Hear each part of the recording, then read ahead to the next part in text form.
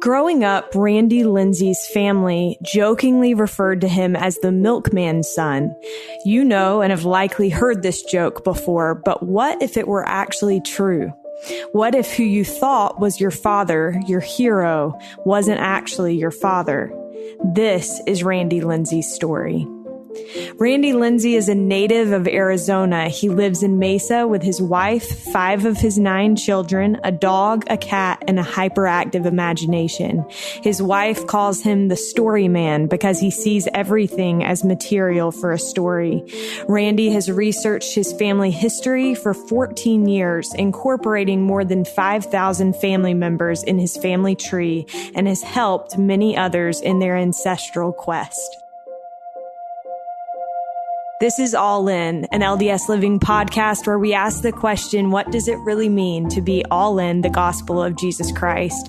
I'm Morgan Jones, and I am so excited to have Randy Lindsay on the line with me today. Randy, welcome. Hi, Morgan. I'm glad to be here. Well, Randy has a fascinating story that I feel like is going to kind of blow people's minds a little bit. And I love, Randy, throughout your book, you talk about how you're a writer and you couldn't make this stuff up. And I was like, man, if you're looking for a good story to write, one just fell on your lap. I'm just not sure if it was the way that you wanted. Oh, no, absolutely. There are definitely rules for writing. And it's got to make sense, and you can't throw in too many surprises. I mean, the surprise can't be too big. People got to think, oh, yeah, that seems like it would happen. But in life, that's not the case. Life just happens, and it doesn't have to make sense. The whole time that this experience was happening, my wife would go, you just can't make this stuff up because you can't, because no one would believe it. No one would watch it. They would like, you're a horrible hack writer for making up all this stuff.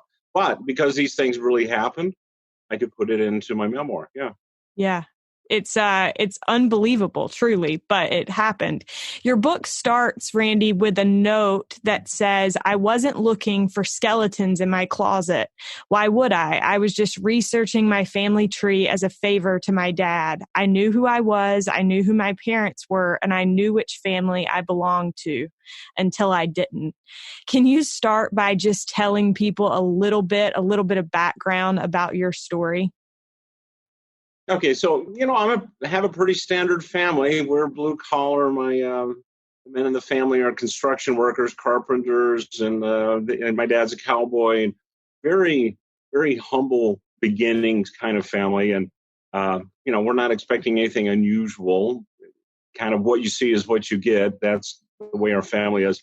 So about 12 years ago, and I'm going to get my time wrong on that, 2005, I visited my dad and took the kids out there, and we're there, and he's like, I'm having dreams, which is weird because my dad, he's like John Wayne. I mean, so you take John Wayne and you take the Marine movies he did and the cowboy movies he did, and the difference is my dad actually did those things as opposed to John Wayne being an actor who portrayed characters in those situations. So my dad would tell me I had a dream. That was bizarre, right? And so I listened to him. And in his dream, he talks about how he saw faces. And they didn't say anything to him, but he could tell that these people, the faces, were his ancestors. And they were wanting him to do family history research. And so he kind of turned that over to me. And I started it, and I fell in love with it. I mean, so I've been doing research since 2005. I am the family historian on both sides of the family, and I love finding the names and everything.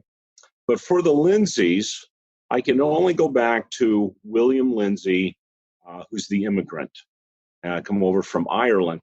And I was really desperate to try to establish exactly where William is in Ireland before he immigrated. And so I took a DNA test, because I would be able to then link up with other people related to me and find out their research. And yeah, it would just open tons of possibilities for family history research. And then I got the results back, and I'm not a Lindsay, not biologically. It's so crazy. It's so interesting because the way that you frame that it would open so much up to you. You just had no idea how much it would open up. I feel like this is the ultimate, your story is the ultimate in identity crisis. Can you tell listeners a little bit about the wide range of emotions that you experience when you find out something like this? Oh, well, you go through all the stages, right? So the first one is denial. I have a sister in New Jersey. She's the one who kind of brought it to my attention. I mean, because originally what happened is I get the DNA test and I open it up and there's all these names and I don't, I'm checking the family trees and I don't know any of them. Well, I'm the family historian. I know every family name on both sides of my family. I'm going to these family trees and one tree after another, and I'm like, they messed up my DNA kit. That's what they did. They swapped me with someone else. I mean, so that's my thought. I'm in denial. That is not my results. And my sister, she's like, I think you need to really look at those results better. And I'm like, I don't know what you're talking about, but I think you're crazy. It's like, go look at them. And sure enough, so it talks about it that I'm not just a first cousin, I'm a half sibling, right? And I'm like, oh, you are so crazy. I am not your brother. And so I'm still denying it. I'm still upset. And then she sends me a picture of our father. And when he was in high school here in Phoenix, where I'm at. And dang, that was it. I mean, I couldn't deny it. That looked like me. I mean, not exactly, but so many of the features in the face were the same. I mean, so I couldn't deny it anymore. So at that point, then I don't know what to think. In a way, I have nothing but half siblings because I'm the oldest.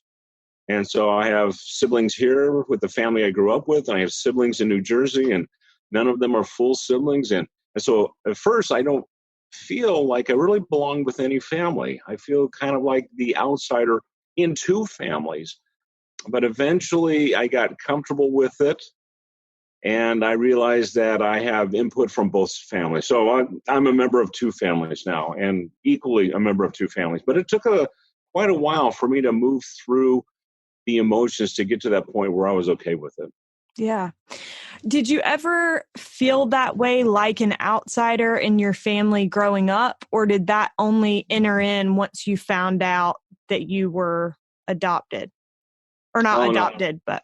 I always felt like an outsider. So about the time my siblings that I grew up with got in high school, they started calling me the milkman's son because I don't look like them. So when I had color to my hair, it's very dark, and I'm kind of rounder, and my siblings are all blonde and thin, and they look very different. I mean, you put me in a room with 100 people, and they would probably be the last people you'd say, those are the siblings for Randy. And they tease me constantly, and I always felt, and I felt that, and I act differently than they do. Yeah, I'm a little more sensitive. I'm a lot more sensitive than any of them are. And they think that's funny as well. So yeah, I've been constantly teased my whole life because I don't fit in with the rest of the family. Yeah.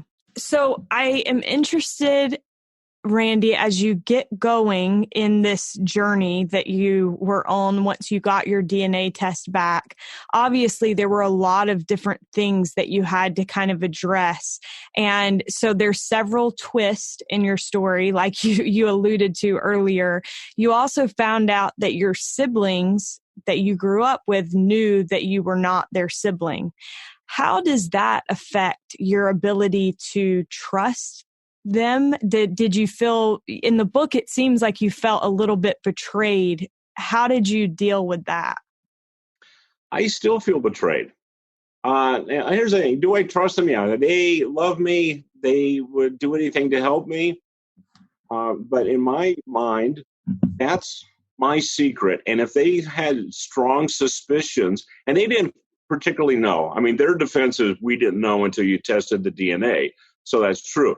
But they really suspected that I might have a different father. And, because my parents got married, by the time I arrived, after my parents got married, it seemed pretty obvious that I might not be my dad's son. So they had that very strong suspicion, and like they should have told me, and they didn't. And And their defense is, well, you're just going to get upset like you are now. Well, yeah, I'm going to get upset now because you never told me. Back then, I'd have been maybe a little bit upset because maybe I thought you were teasing, or maybe I'd take it more serious. But it did come out. And yeah, they absolutely should have told me. That was my secret to know. So, I mean, I don't hold a grudge against them, but it still bothers me. So I would suggest other people who are in this situation, I have been asked this a couple of times. I was up at Roots Tech, whenever Roots Tech was, a month and a half ago, and I did have a couple of people come up there. They're like, what do you advise? And I will tell you, if you're in that situation, it's better to let that person know at some point when they're old enough. Obviously when they're very young, they're children, that may not be the best time. But they're going to get older. And if you hold that and they find out that you knew all along and never told them, there's going to be some resentment. And that's going to be resentment that will be hard to get over. I mean, it might linger, might not have a horrible outcome. I mean, not in my situation, it hasn't changed the relationship I have with my siblings, but it does have, I am still bothered by it. So definitely, if you're in that situation, tell them. Yeah, that's good advice. And it's so hard to know what to do. But I think coming from somebody that's been through it, I think that's helpful. So as you kind of went through this, can you tell people a little bit about what you learned about who you are? Oh, yeah. See, I love that. And that's in the book and everything. My dad growing up. So let me just say, okay, Dad, that's the man who raised me. And my father is my biological father. So if you hear me say dad and father, that's who I'm talking about. So my dad is a storyteller. He tells amazing stories. He is very gifted. I would say all of the Lindsays have a talent for storytelling. So I grew up and I love telling stories. And, that's kind of why I got into writing eventually. And what's interesting is once I met my biological father, I learned that there's an interest in writing. So my dad he's a verbal storyteller, but my father likes to write stories. So it's kind of interesting that I feel that I, as an author, as a complete package, I've pulled in from both parents, both fathers, those talents to make me the kind of storyteller I am today. That's super interesting. So can you tell us a little bit about what you learned about who your biological father is and kind of how you came to be? And then also I'm curious, so you start the book with a note about your mother. And I thought that was so classy and tasteful. You just kind of state up front how much you love and respect your mother. And I'm curious about why that was important to you to include. I knew that this was going to bother my mom. She is worried about how people will view her. And I don't want that. And really, the story isn't about my mom. It's not about the relationship that happened between my mom and my biological father and between my mom and my dad. It's about me making a discovery and finding out that I have two dads and how that impacts my life. And also, this story is about finding out that you have family that you didn't know exist. And yet, on a more important level, I think this is really a book about what is family. Because I do, in the book, talk about all sorts of relationships. I have two boys that are adopted. So, and my wife and I, it's the second marriage for both of us. So we have what I like to call it is a yours, mine, ours, and theirs family. So we both have children from our first marriage. We have children together. We and have the adopted children. So we do I do have a perspective of what it's like to have children from all of those different relationship types. And then I move on and I try to apply that to all the situations I find as I go along. When I'm out in New Jersey, I have a sister-in-law whose mother was adopted. There's a great story there. I have a sister-in-law who was kind of in my same situation. When she was 14, she found out that her dad, the man who raised her, was not her biological father. So I wanted people to realize that the story is not about the secrets, and it's not about maybe someone making a mistake or an action that they might later regret. It's about learning who family is and learning to just accept your family, no matter which situation you're in. Yeah. I think that's such an important lesson to learn, and that we just recently had a podcast episode where the guest talked about how families come in all different shapes and sizes. And I think that it's sometimes difficult. I think in Latter-day Saint culture, where we have kind of a cookie cutter view of what a family looks like, but there are so many ways for families to look differently. And I think it's important to embrace and talk about those. Another twist in your story, Randy, is where you find out that your biological father had a similar experience to you. And he found out that his father that raised him was not his biological father. How did that change things for you? And how did it allow you to have compassion on him? That was, that was really kind of an important pivotal point in the relationship, because there's a whole new family in New Jersey. And I'm not sure that, I'm not sure that I wanted to meet them. I mean, I'd been 57 years without them. I was doing fine. I have a family who loves me. I love my family.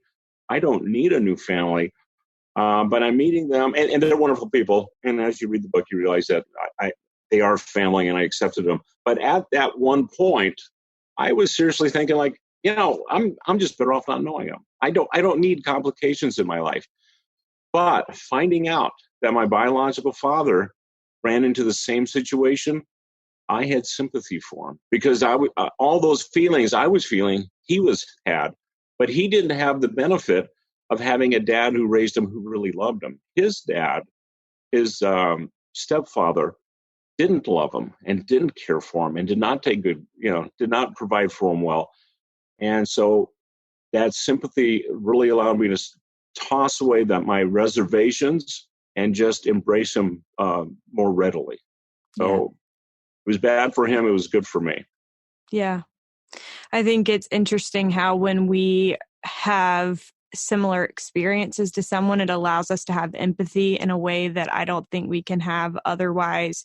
So it's interesting that you said that was a pivotal point, because as I was reading the book, you can kind of sense that like change of heart as you go along. Tell us about when you met your family in New Jersey, and specifically when you met your father, and how that experience changed you as a person. Oh, I was so nervous. So my wife and I, we had already planned a trip for our 20th anniversary. So we were going to be going to Arkansas and Florida. And I said, no, we just need to go up. I got to see this new family. But, at that point, it felt more like this is something that I have to do. It's more like an obligation. And I'm so nervous. I mean, what if my father doesn't like me? What if the family doesn't like me? And what if they're, weird or something? So you never know, because they're strangers mostly. And I had done some phone calls with my brother Joe, and I had exchanged quite a few emails with my sister. And I was getting along pretty good with them, and I felt I'd be okay with them. But my father has some medical issues. So he had a stroke when he was young, and he had a brain injury from working constructions. So he does not communicate a lot. He doesn't talk a lot. And so I had not had any kind of communication with him before meeting him. So I know that we go out there and we pull up to the house, and I'm so nervous. Here's a big moment. There's a whole new family, and it feels like it's all pivotal on whether my father accepts me and how well he accepts me. So he is the last one to come out of the house, and he comes up and he gives me a hug. And I got to tell you that there's probably 2 or 3 times in my life that I've had a feeling like this. I could literally feel love pouring out from him through his arms and into me. And in that one moment, that whole situation changed. I'm getting ready to cry here. I immediately felt loved, and it was family. Boom. From that point on, I was part of that family, and it felt great. When we talked the first time, Randy, about possibly doing a podcast interview about this book, you mentioned that there were some things that were of more of a spiritual nature as it relates to your experience, and that because this is a book published for a secular audience. You left some of those things out. And I'm curious what spiritual lessons you've learned from this experience, or if you could share some of those things that didn't make it in the book. So normally I don't talk about this. I mean, obviously I want this book to be able to help as many people as possible. And I am getting a lot of responses. I get people who will send me an email and they'll say, hey, I'm in this situation, and being able to look, be able to read your book or listen to your book, audio book, helps me because I can see that I'm not the only one that has gone through that.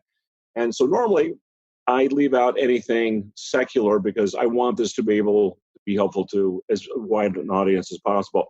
But for an LDS audience, Church of Jesus Christ of Latter-day Saints audience, I have a patriarchal blessing. And my patriarchal blessing talks about how I covenanted with my mother and father for them to be my parents. And here's the thing. I really believe that my dad that raised me is that person, that the parents that I spent all these years thinking of as my parents were those people in the pre-existence who had promised to look after me and guide me and help me. So I have tremendous amounts of respect for my dad who stepped into this situation, and he believed at first that I was his son, but even once he found out that I wasn't, it didn't matter to him. So I think it's great that Heavenly Father guided everything, and I ended up with the parents that I needed to have in order to raise me to be the person that I am. But I also find it really wonderful that I have picked up traits from my father. So I am this very unique blend of both of those men together that makes me the person who I am. And so I'm really, really grateful for my biological father as well, even though I guess he wasn't originally meant to be part of the picture. He did. And because of that, I am the writer. I'm the person who loves to write, and I have a talent for storytelling that I get from both of them. So neat. Yeah. I would love to hear, Randy, what all of this has taught you. You said, this is a story about family. And I'm curious what this has taught you about family and the family's role in our Heavenly Father's plan. Oh, well, family is who we love and who loves us. I mean, that's the most important thing. I think we sometimes get too hung up with identifying family. Then we feel awkward maybe when we shouldn't. Sometimes family is adopted family. So our two boys, we love our two boys. And, I'm not sure that they weren't always meant to be with us. My wife and I had a big gap between marriages. We had as many children as we could, and we weren't able to have any more children. And so those two boys came along at that time when we weren't able to have any more children. And I got to wonder if maybe those two boys were meant to be with us all along. I don't know. That's just a speculation. But my point is they're part of the family now, and I can't imagine my family without them. We are way too hung up on identifying family in one way or another, because I think that it's not. In the gospel, we have plenty of family that is natural. I mean, we have the parable of the olive trees. So there's the natural trees, and then there are the branches that are grafted in. I think that it's important to remember that. I mean, so in my situation, I have family that has been adopted or pulled in, and I have family that is by blood my family. And both of those are family, and both of those are important. So we need to, I think, be more concerned about love.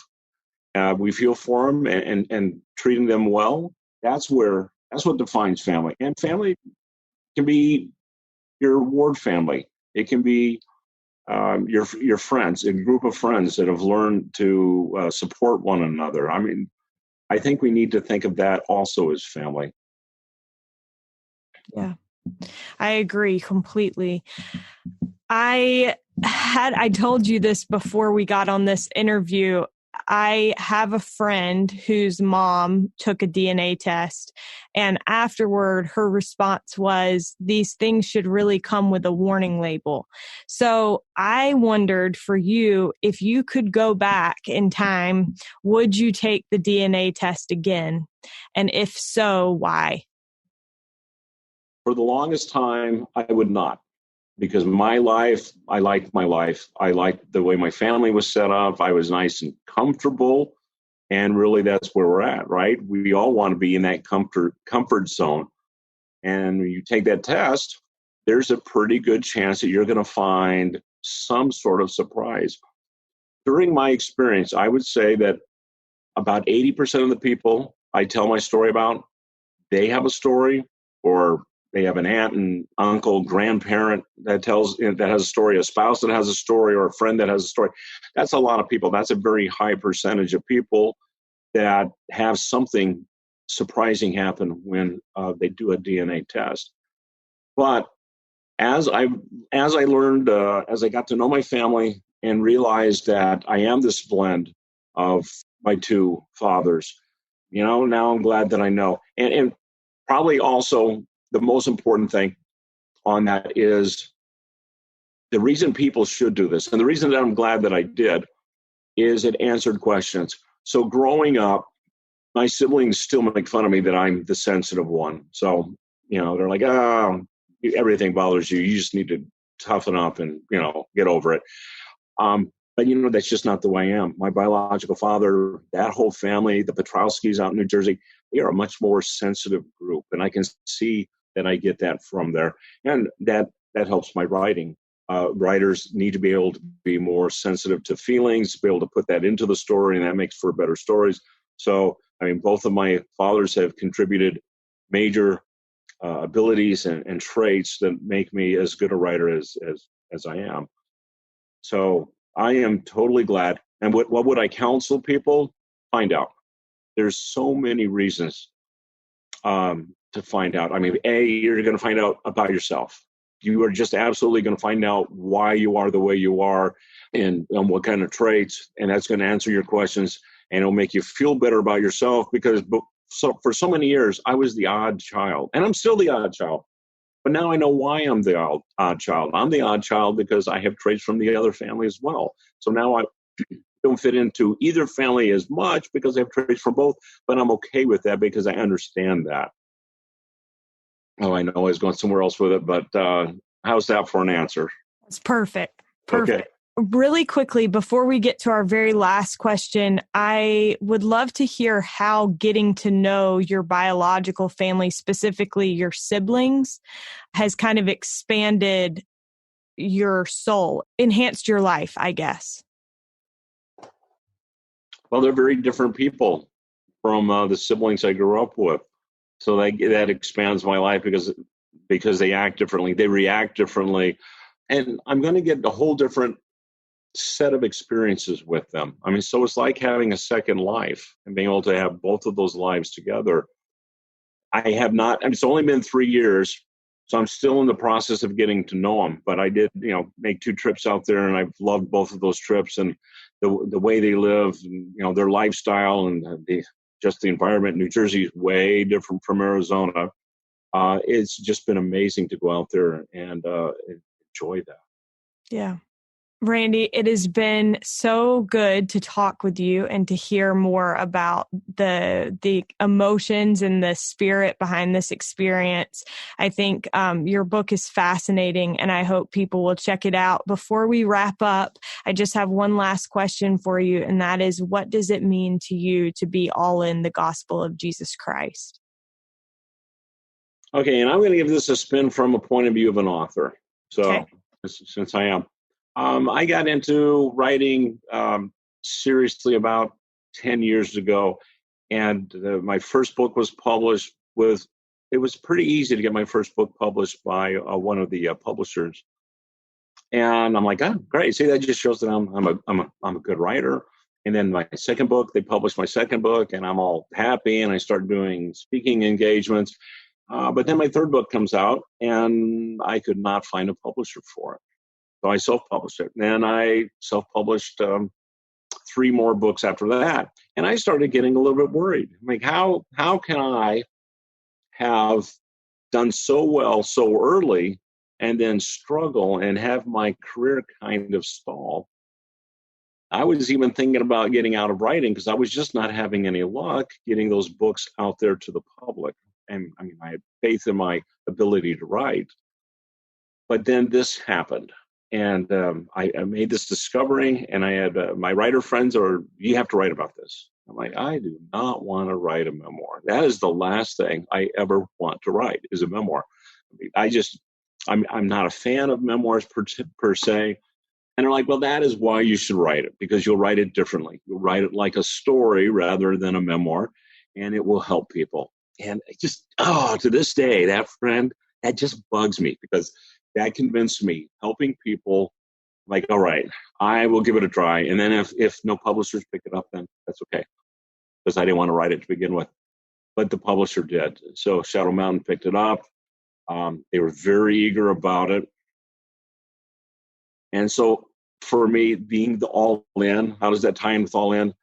I think this is the path that the Lord wanted me to be in. And in order to be all in, you have to be willing to accept the direction the Lord has. That's maybe different than your own. I mean, I would much rather be writing science fiction and fantasy because that's what I love to do. But what I'm doing now is I'm giving seminars on to help people be able to write their own memoirs or their own family history stories, and that is so important in this day and age.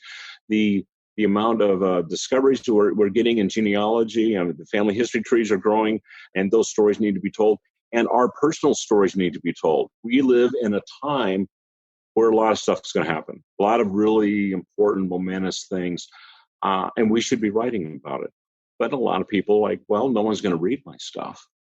But I'm really good at teaching that. So because of all of this, being all in means that I have changed careers in a way. I'm still a writer, and I still talk about writing, but now I've changed my focus to be what I believe the Lord wants me to be doing.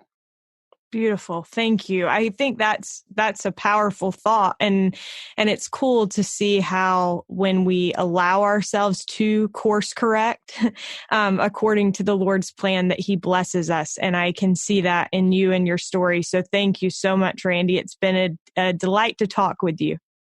Oh, it's been fun for me too. Thank you.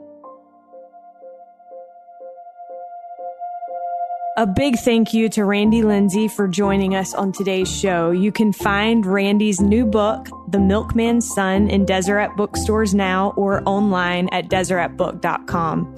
Thank you so much for listening to this special bonus episode, and be sure to tune in on Wednesday for an episode you don't want to miss.